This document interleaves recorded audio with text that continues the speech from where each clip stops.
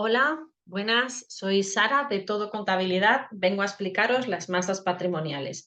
Las masas patrimoniales en el Plan General Contable se distinguen tres principales masas patrimoniales. Tenemos el activo, el patrimonio neto y el pasivo. Bien, esas son las tres principales masas patrimoniales. Voy a compartir con vosotros una pequeña ficha para que podáis verlo. Bien, ahí la tenéis. Estas serían las masas patrimoniales, ¿de acuerdo? Estas masas patrimoniales, estaríamos hablando de lo, como he comentado, son las principales masas patrimoniales, bueno, las que hay dentro del Plan General Contable, las que distingue el Plan General Contable. Tenemos el activo no corriente, el activo corriente, tenemos pasivo no corriente, pasivo corriente y patrimonio neto.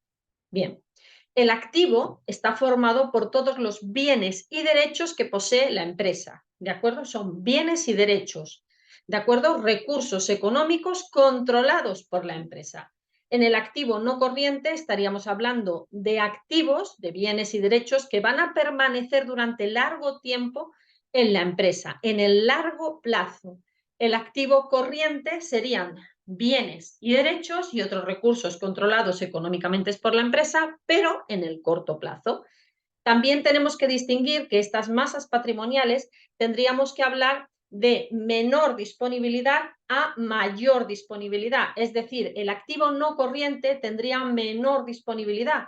¿Por qué? Porque es mucho más difícil hacer efectivo, hacer dinero, hacer cash, ¿de acuerdo?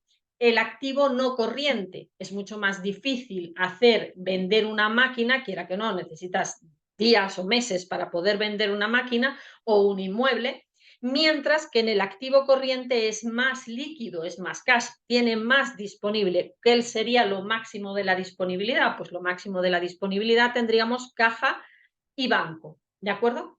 Bien, luego por otro lado tenemos lo que es pasivo no corriente. El pasivo no corriente serían las deudas y obligaciones en el largo plazo y el pasivo corriente serían las deudas y obligaciones en el corto plazo.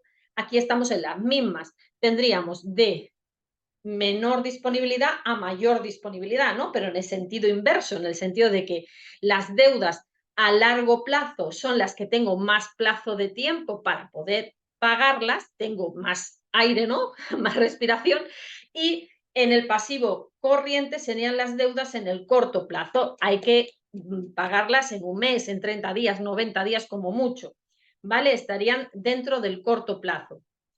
Bien, luego tenemos que hablar de lo que es el patrimonio neto. Serían todas las aportaciones de socios y propietarios que no tengan consideración de pasivo, así como los resultados del ejercicio. Tendríamos los resultados de los diferentes años que ha habido, tanto sean pérdidas o ganancias, y también tendríamos las reservas. Sabemos que las reservas pueden ser legales, estatutarias, voluntarias.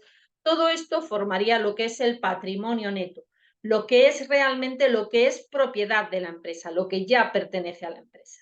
Bien, dicho todo esto, vamos a ver esto mismo, pero con un ejemplo que yo creo que va a ser mucho más fácil de ver.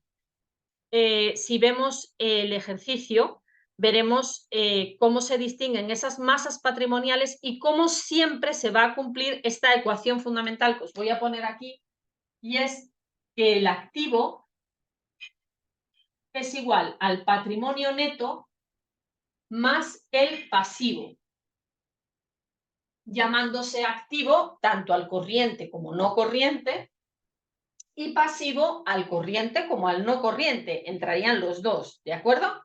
Esta ecuación fundamental se cumple siempre. Y me diréis, vale, ¿y yo cómo compruebo que realmente se está cumpliendo esta ecuación fundamental? Bueno, pues esta ecuación fundamental puedes ver que se cumple siempre en un balance de situación. Cuando tú realizas el balance de situación de una empresa, ¿de acuerdo? Tú verás que por un lado tienes el activo, por otro lado tienes el patrimonio neto, que es lo que yo llamo PN, ¿de acuerdo? Y el pasivo. Y todo esto, su suma, el sumatorio de todo el activo y el sumatorio de todo el patrimonio neto y del pasivo, tiene que sumar lo mismo. Si aquí hay 1000, el sumatorio de aquí debe de ser 1000. Es decir, todo lo que figura en el activo estará reflejado entre el patrimonio neto y el pasivo. ¿De acuerdo? Os pongo un ejemplo para que lo veáis. ¿Vale? Imaginaros que yo tengo una máquina, ¿vale? Y esta maquinaria ha sido aportada parte, ¿vale?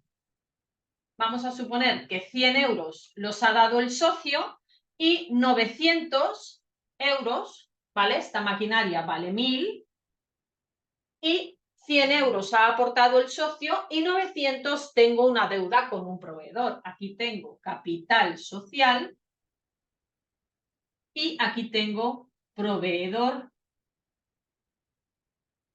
de inmovilizado material. ¿De acuerdo?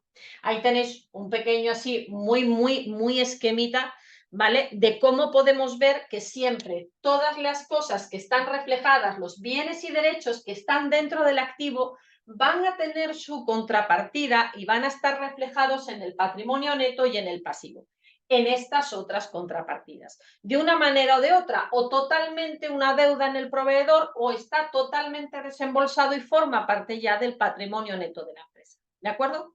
Bien, dicho esto, vamos a ver el ejemplo que hemos dicho que vamos a compartir para que lo podáis ver. Bien, este sería el ejemplo, ¿de acuerdo?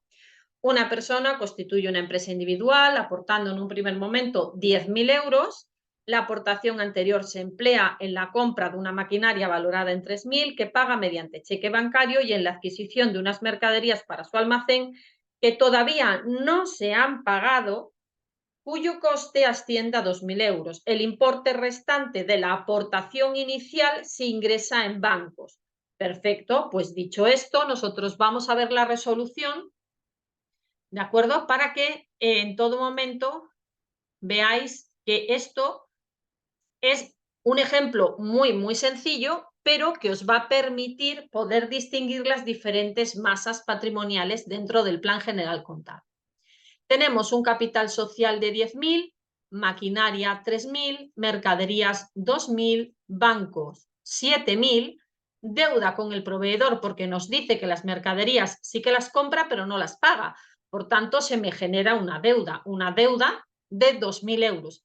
Aquí, como podéis ver, tenéis todo el activo sumado, que nos suma 12.000 euros, y la suma entre el patrimonio neto y el pasivo nos suman los 12.000 euros. Como veis, se sigue cumpliendo esta fórmula, ¿vale? De activo igual a patrimonio neto más pasivo, ¿vale? Con todo esto, yo espero que el ejemplo os haya quedado bastante clarito, yo creo que es bastante intuitivo de ver y simplemente comentaros que si tenéis alguna duda más referente a las masas patrimoniales o queréis enviar alguna otra consulta contable, ¿vale? Solamente tenéis que escribirme a todocontabilidadmsd@gmail.com.